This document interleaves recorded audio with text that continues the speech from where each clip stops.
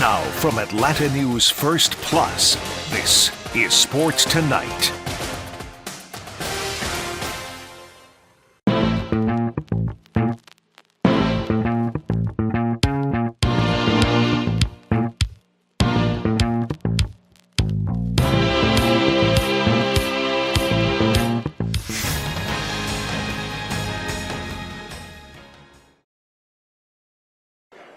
Welcome into Gray Television's Media Days craze. How y'all feeling? Day 2, we got a good lineup. We have Oklahoma. It's a beautiful venue, first of all. Having it at the Omni Hotel in Dallas, it really is amazing. I mean, Texas is a fun time, Will. Yeah, this is my 12th SEC Media Days. So this is about as well done as any of them have been. So they've done a fantastic job here at the Omni. I'm Bailey, right? 12 and first time, so...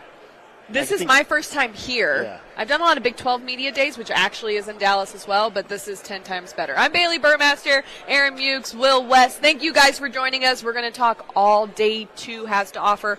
We have Oklahoma in the mix today. We have Tennessee in the mix, Missouri, and then, of course, we have to talk about national championship favorite Georgia.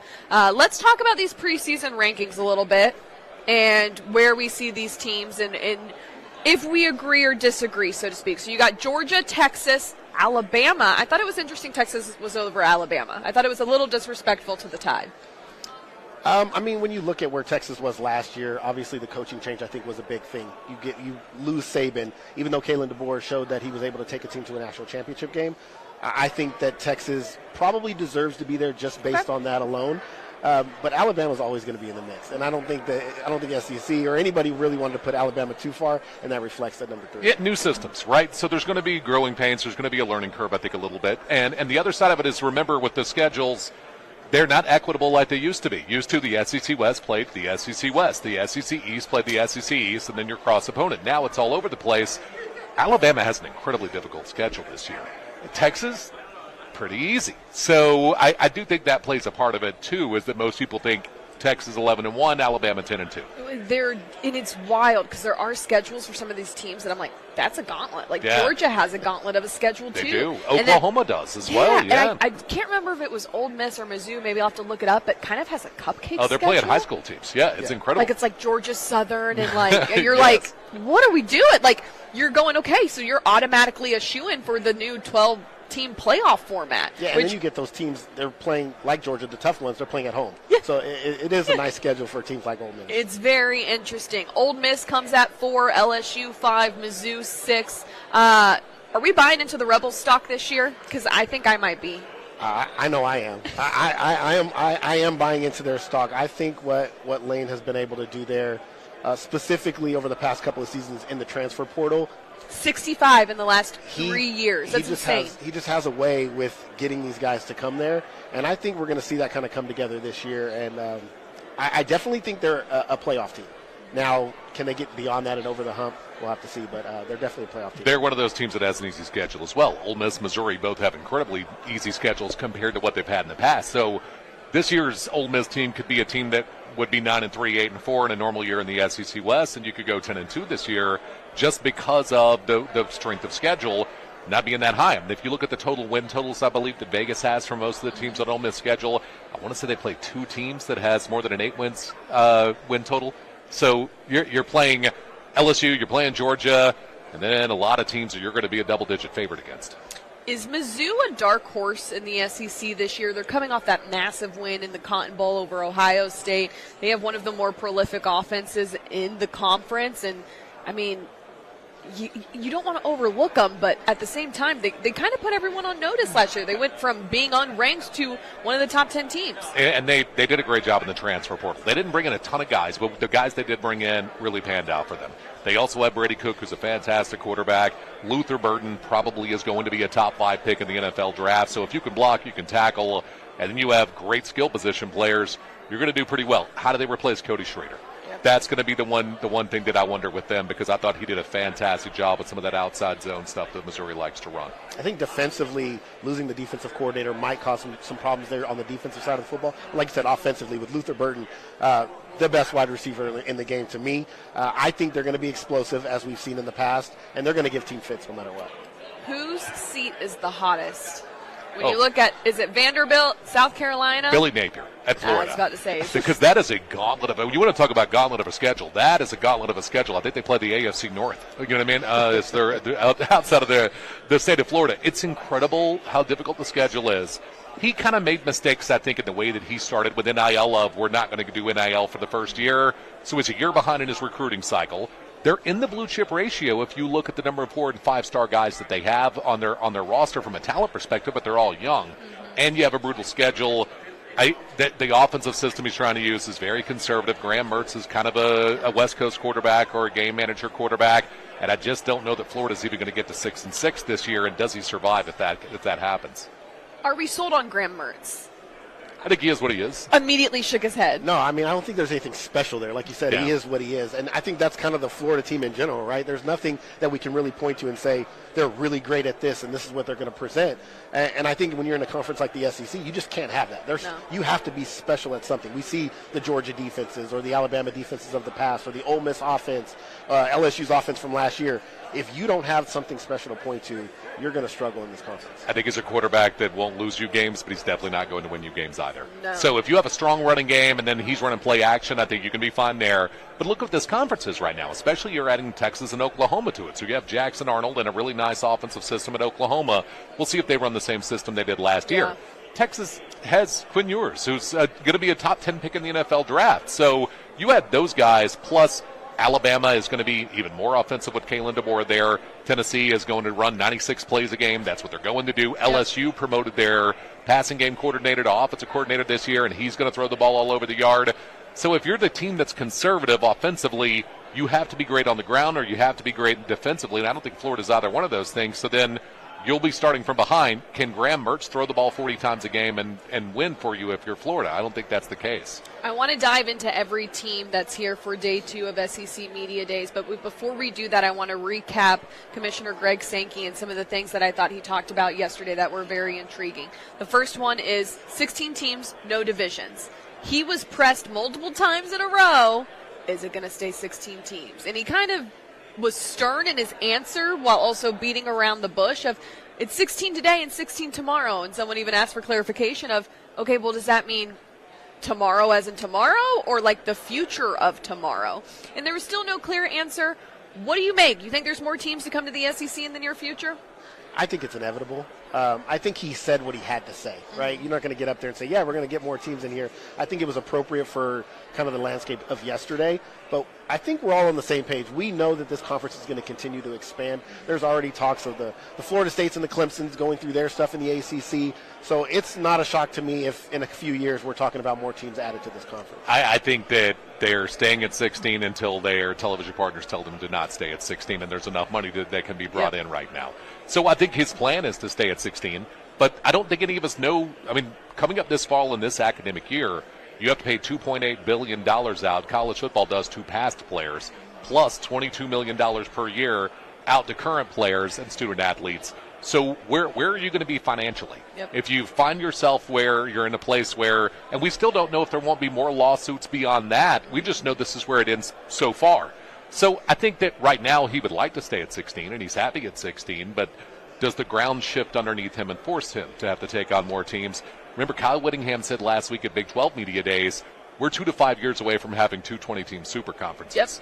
Kyle Whittingham said a kind of guy that throws things out like that. So the Utah coach. So I think that they're at 16 now, but do I think they'll be at 16 in 5 years? Absolutely not. And it's so funny. Someone brought up a great point yesterday. It was like 3 years ago, if you would have said this would be the new future, you go, no, you're crazy. And now we're all like, it's probably just going to be one big super conference, and we're all going to figure it out from there and whatnot.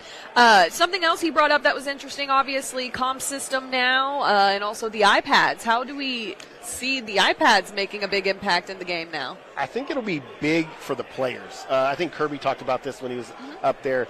The coaches are communicating. They've got guys, eyes in the sky. They've already seen stuff. But having adjustments on the fly for players to see visually what the mistakes are, what they can adjust on, is going to be huge on the sidelines. This is something, to me, that should have happened a long time ago. The fact that they were in this kind of Stone Age mentality of not using technology. When we watch high school football teams having this stuff available on the sidelines, for me, it's a positive thing. It's going to take some time for the players to get used to, but I think it's an exciting thing for the players to kind of be able to navigate the adjustments they need to make in game. And it kind of takes away from the coaches a little bit. They don't have to be, I guess, as smart in their game planning and making changes on the fly. You'll see more in-game, in drive, in quarter changes as opposed to waiting to making adjustments at the half.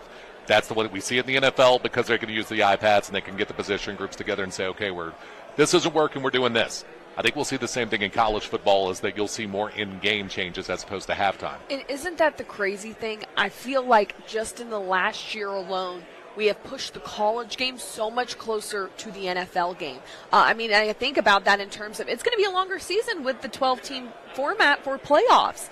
And I was talking to Kirby earlier, but I asked him, I was like, do you change what you do? Because the season's longer.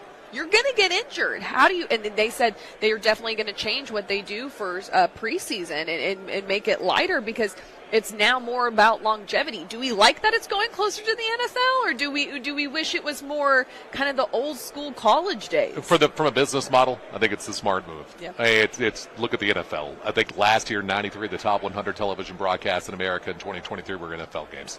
So that's the right move from a business perspective. I also think that you're preparing these kids for the league and speaking to agents and things like that throughout my career. The number one reason that a kid chooses to go to a college is they'll get me ready for the NFL. So I think you have to move scheme closer to the NFL. You have to move everything business-wise closer to what the NFL is doing right now. But there are fans who are – it's college football steeped in tradition. Their fans are going to be upset that it's going to be more and more like pro football, but I don't think that they're going to put the toothpaste back in the tube. Yeah, the diehard fans that want to see the traditions, I think they're always just going to be on that side of it. But you talk about moving it closer to the NFL game. I mean, NIL is as close to free agency right now as you're going to probably get. It's messier than free agency. It is. It is. And the players are taking advantage of it, but that is breeding into the NFL. Like, you can see that landscape starting to shift that way. Again, I think it's a positive as well. That season becoming long, getting these players to play 15 games now, if you're going to the national championship, maybe 16 games, that's close to an NFL regular season. It's going to prepare them from a physical and a mental mindset. Does it have any long-term kind of effects, or we'll have to wait and see for that. You'll play more guys on your roster. Yeah. That's the one big thing that's going to happen, is that right now you see there are a lot of young guys that don't play a lot. You'll see younger guys, I think, how play much more. is that going to expose some of these teams in the SEC? Probably a good bit. Because I could look at all those teams in the 16, and I'm going at least 8 probably past some of their starters. Yeah, top heavy. If the teams that you are ain't top got heavy, the depth that you struggle. think you do. Not at all. Not at all. And I think that's worrisome. And I also think going off of NIL and going more towards the college game, there's that fine line of these athletes. I do think, as a college athlete, these athletes should get paid. They should get their slice of the pie. But they also don't want to be seen as an employee of the university. And there's a very fine line there. And it's interesting to see how this will all progress. And, I asked Kirby today, I thought we were talking about NIL, and I just said, as we get our boots more wet in this, what's been the hardest part of this that you kind of didn't see? He was like, recruiting. And he didn't even call it conversations. He's like, they're negotiations. And it takes away to where, yes, we're going to give money to the people who should be getting the money and are going to be on the field. But at the same point, like, I'm selling you on Georgia. If you're not going to get here and do what you need to do at the end of the day, then what are we doing? And a lot of it right now is them making sure they keep their current players on their roster. And then it just seems like within the transfer portal, everybody just trades backups. And can I get something out of this backup? Maybe you can get something out of the backup that I didn't have. And they're handing out $200,000-$300,000 to backup offensive linemen right now to try to find someone that can be a starter. And other than that, you just bring your guys in, and because high school recruits are all making about the same amount of money. Yeah, I think one of the biggest things that it doesn't get talked about very often, but when you translate this game to the NFL game, is the fact of the backups leaving because they're not getting playing time or they're not on the field. I've heard mixed feelings. Some coaches like it, some coaches don't. Soft. I'm old school. It's soft. I'm the same way. I'm the same way. So I played soccer at Oklahoma State. I walked on, but by my senior year, I was a full ride. And there was a point where I wanted to transfer, and my parents were like, that's not how we do it. You're going to stick it out. And I was like, all right, well, I guess we're going to do this. And I'm so, looking back, it taught me so much, but also I'm happy I stuck it out for my own reasons. And I ended up being a part of the team and being captain my senior year and making an impact. And it meant a lot more. And it also taught me about just perseverance in life. Yeah. But now it's like, oh, well, I'm not getting what I need here. I'll just go somewhere else. It's business, it right? Is. And it's like I cover Tennessee They had a basketball player, Jonas Sadu, who left and went to Arkansas. I don't know, this was football media days, but he was going to make about triple the amount of money to go to Arkansas with John Calipari. How do you make the decision, try to stick Say it out no. with, even if you love the Take coach, the money. when there's that much money on the table? But I think that's the hard part for me. That is a 5% reality for everyone that plays college sports. Yeah. I mean, and maybe I'm saying this because I'm a woman, but you think the women athletes are getting these deals? Maybe the Livy Dunn, okay? Like Very once, few. Yeah. correct. Very few. It's not but it's not the reality for a lot of the football guys too. Yeah, absolutely. Yeah, Garrett Nussmeyer actually spoke yesterday about how he stuck behind Jaden Daniels and that he had opportunity to transfer, but he just didn't want to. He felt like he got a calling. This was supposed to be where he was at, and he didn't want to take the easy road. He wanted to compete. And I think that's big. I think that says a lot about the player he is, and I would like to see more of that in college football. I think it's kind of going away from that, but I do respect the players that stick it out, that want to make an impact, and then by their senior year, when they do get their opportunity, they take advantage of it. And we see sometimes sitting on the bench actually helps you learn and you grow, and then you're more mature. I mean, it when makes you me get to think of play. Joe Burrow a little bit. Yep. I mean, that's that model, right? And I guess I low-key just called him soft going back to that period. But you know, he reaped the benefits of it, and it worked out for him. So you have, at the end of the day, you have to do what's best for you, and I'm not going to be mad at anyone for chasing the bag, but I do think it's just a change of the times, and it's very interesting to see how it progresses, and I don't know what the future holds, and I don't know what it looks like, but I think, you know, it was interesting. Sankey was talking about how, you know, on their student-athlete panel, a lot of them, they would talk to the athletes, and it was like, what do you want? And they want it to be across the board even, because it's not with different state legislation.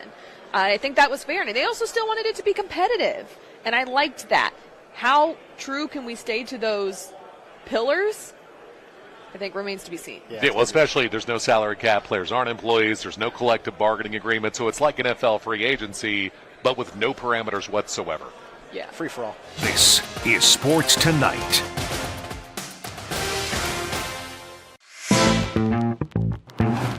I'm very thankful. I woke up this morning and I thought to myself, this is the 9th time I get to do this. So as my coaches say, it's an honor, not a job. And I'm thankful to be here. It's kind of a refocused time. Like, this is where you lock in and get ready for the season. So I'm looking forward to it. You talk trash to Nick Saban that he needs a credential and you don't to get around this place? No, that same guy tried to stop me. I was a little worried about that. So thank God I had Leland with me because he was carrying my credential. But I saw him and I said, you know what? I saw that guy yesterday. He's the one that stopped Nick. I'm sure he'll want to stop me too. And he did. He did. What excites you, Coach, about this team? The relationships we have, the guys in the locker room. I mean, I love this team because when we get on the grass and get on the field, they're a joy to be with. They cut up with me. They have fun. They smile. They laugh. I mean, football's hard every day at practice, so the grind is so real. It's fun to have guys that you want to be around and enjoy being around. And the growth you want from the start of training camp to game one against Clemson is what? Depth. You always feel good about guys that have started, right? So I don't know how many returning starters we got, but I feel good about the guys that have played in meaningful games. I need more. So our job is to find a way during these practices to create 44 guys that are ready to go and can play, and because there's going to be a long season. We're going to have injuries, and we've got to have depth. Going off of that, how much do you approach the season differently, given that it is going to be a longer season and it almost has more of an NFL feel? Yeah, I think every coach is looking at that, and you're trying to tweak things to say, what do I do differently? Probably for us, it's a little less aggressive camp. A couple reasons. We got a harder schedule. We're going to play more top teams, so we need depth, and we don't need guys injured. But we're going to have a longer season too, so if things go the way we want them to go and we make the playoffs, we could be into a 3-4 game run, and you want to be at your best at the end of the year. How do you approach this new look SEC with no division, 16 teams, and the addition of OU and Texas? You approach it one game at a time, and as trite as that is, it doesn't change. That doesn't change. There's no difference to our approach. It's a difference because of the number of quality teams you're going to play and the length of time we're going to play. How do you continue to create an edge for this team when you are 42-2 in the last 3 years? The edge comes from us. 42-2 does not create our edge. That does not define us. That's in the past. So we don't say, oh, we have a chip on our shoulder this year. Oh, we don't. No, we're doing exactly what we've done every year. We're going to be aggressive as hell, and we're going to come after people and attack them because we think that's the way to win football games. What makes you feel like this team is hungry? How have they given you examples of that? The way they work. the passion and energy they bring every day. I mean, you feel the energy at practice in spring practice. You feel the energy in workouts. They enjoy being around each other, and we got a great staff, man. I'm so lucky to have the people in my organization, the Jonas Jennings, the Scott Sinclairs, the Christina Harrises, that do an incredible job making it fun for our players. Carson Beck said that he's a lead-by-example kind of guy. How would you describe his leadership style? I think composed leadership. He does it by example, but it's hard for a quarterback because they're not the one doing the heavy lifting. They're not the one doing the hitting. They're not the one doing all the contact. Sure. But they're the ones with all the pressure. They're the ones that get all the blame or usually all the credit, and it probably lies somewhere in the middle, and he does do that by example. Speaking of leadership, how do you rely on your players to do more of a leadership style internally with your off-the-field issues that you've had over the last year? Well, we build leadership from within, and I'm certainly disappointed in some of the decisions and actions of guys that have made mistakes to embarrass the program. First thing to me is the safety of our players and the safety of our community. And when you make mistakes like they've made off the field, you can't do that. And I think some guys on our team have spoke up and said that, and their voice is going to mean more than mine. And I encourage that, and I think we build that into our culture. I'm going to ask you about one player specifically, Michael Williams, switching to outside linebacker. He approached you guys with that. How did that conversation go with him? Well, I don't know that it's quite what it seems. I mean, he's going to play outside linebacker, but he's going to play defensive end. We're going to be in a 4-3. We're going to be in a 3-4. He's going to play multiple positions. He really did a lot of that in the Florida State game, and he took on a greater role of playing various positions. But he's valuable all over the field. On third down, he doesn't necessarily play those. So we call it a DPR, a designated pass rusher. He can do a lot of things, and he's got a lot of ability and a lot of talents that give us the ability to be versatile with him. How important is it to have a lot of those versatile defenders on your team? Especially in passing situations. At the end of the day, you got to stop the run to get them in passing situations. But if you get them in passing situations, you need valuable guys like that. With getting our footing more into NIL and what that means for universities, what's been the hardest part for you as a coach to adapt to that? Because I have to believe it's ever changing. Yeah, I feel like it's the recruiting process in NIL. The I don't want to call them negotiations, but the conversations. That's probably been the most difficult because you don't really know what other people are doing. You don't really know what other people are saying. Once they're on your team, it hasn't been as bad because we really try to sell the culture to buy into the team and sacrifice of yourself and, hey, take a Georgia discount. Like you're going to probably make less at Georgia because a lot of players are making money, and we spread that out, not evenly, but everybody's going to make money, and you got to give up a little bit. It's the coming in, the recruiting that's frustrating because, there's no even playing field. You don't know what guys are like Monopoly. You can see what money they're playing with. You don't know what these guys at other schools are doing and saying, and sometimes kids haven't earned it. And I like for the guys to be rewarded that have done things on the field. You've always said, just to follow up on that there are a lot more zeros in those NFL contracts coming out of Georgia than the NIL. But do kids 17, 18 coming to high school, do they buy that? Do they understand that, or they just want that upfront cash? I think they understand that. I think they buy that. But they also believe they can make those NFL contracts at other places, right? And the difference in what maybe you make at one place or another, once it becomes substantial, that could be over 3 years. That can be life-changing money. And as a father myself, I respect that. And if they have a lot greater opportunity somewhere else, then we respect that and say, hey, maybe it's not a good fit here if that has to be the priority. But we also want to be competitive, and we are competitive with our NIL market and what we get our players. Do you get feedback from your athletes about that? Because Sinky was saying that, on their panel of student athletes, they talk about there not being, because every state has different legislation for it, that it's not an even playing field. So do you have conversations with your team of keep the main thing, or how does it go? We worry about the players we got. Yeah. So once there are players, I really don't get into what they were told by another school or what's going on in another school. We focus on us. I do know that the players are passionate about keeping the game competitive, and they want to make as much as they can make. They want to get a piece of the pie, and they certainly deserve a piece of the pie. But it's the way that we dole out the money that I think is really important in terms of making sure the right players, the ones that are playing on the field, the older players, are getting it before a young kid that maybe hasn't played yet. Texting is a relatively new thing to Nick Saban. I'm curious if you guys have shared some texts before. It's funny because I was going to talk about it up on the podium. I don't think he's ever responded to a text until he retired. And now it's very unique. You might get a thumbs up emoji. You might get a text back. I think I got one text back and like a thanks. And it was like, oh, my God, look at this.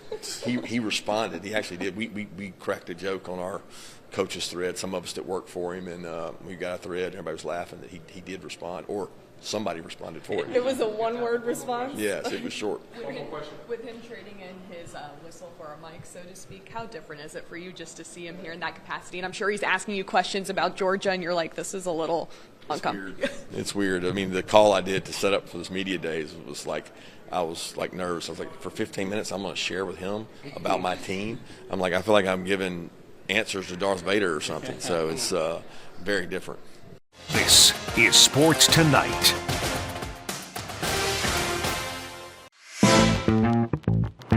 What went into your decision to come back to Georgia? I think the biggest thing for me is just the atmosphere that we have at Georgia, the connection that I have with my teammates. I think that was the hardest thing to leave, rather than like what really made me come back. That was the hardest thing to leave, is the connection with the guys. And also it's just a lot of fun, having, one more year in college football, playing for one of the best teams in the country with really good guys around you. That's really hard to go away from. So. After that SEC championship, what is the mentality coming into this season? Because I have to believe you guys have a little bit of vengeance. I think it's the same every single year. Last year is separate from this year, and it'll continue to go that way. Next year will be, separate from this year. But every single year we have the same mindset, the same goal, the same standard. Everything's the same. We approach it the same. We're going to practice the same. We're going to work out the same. So, we believe in our culture and what we do and how we approach it, and it'll just continue to go that way as the years go. In the last 3 years, you guys are 42-2. What tactics can Kirby use this year to just keep that winning mentality going? Because you have to find it's hard to believe just once you're winning at that rate to keep it up there. Yeah, I mean, it's very difficult, especially in the SEC, to win at that high of a percentage, and even just win in general. Each and every week, you're playing a very good opponent that, is going to be very well prepared. They have a good coach. They have good players. So, how do you maintain that high level? And kind of like I just said, is just doing the same things over and over. We believe in what we do, and, going into the summer, going into fall camp, we're going to maintain that, and then we'll bring it into the season as we always do. You're arguably one of the best quarterbacks in this year's college football class. What are your own goals this season? I think the biggest thing for me is just, stepping up as a leader. I think last year I started to kind of go into that role more as the season went on. I wanted to kind of prove myself before I asserted myself in that way. But now that I've been through a season, now that I'm coming back in my second, I think I've gained the trust of the guys around me. And, just stepping up as that in that leadership role is going to be a big time for me. In addition, the SEC is going to look a little different. No division, 16 teams, the addition of Oklahoma and Texas. What does that do as far as just revamping this conference? Yeah, obviously it's a lot different. There's no East, no West. And then adding two really good teams into the SEC with a conference that already has so much talent. Just adding that, obviously, it makes it more fun. And that's why you come to Georgia. That's why you come to a place like Georgia or another SEC school, is to play against good, talented teams like that every week. How do you approach y'all's schedule? Because people could say that it's definitely a gauntlet. I mean, like I just said, that's why you come to Georgia. You come to Georgia to play in those big-time games, whether it's on the road, whether it's at home. I mean, you want to play that type of talent so that, once you get to the next level, you're prepared. But also at this level, it's a lot of fun. This is Sports Tonight.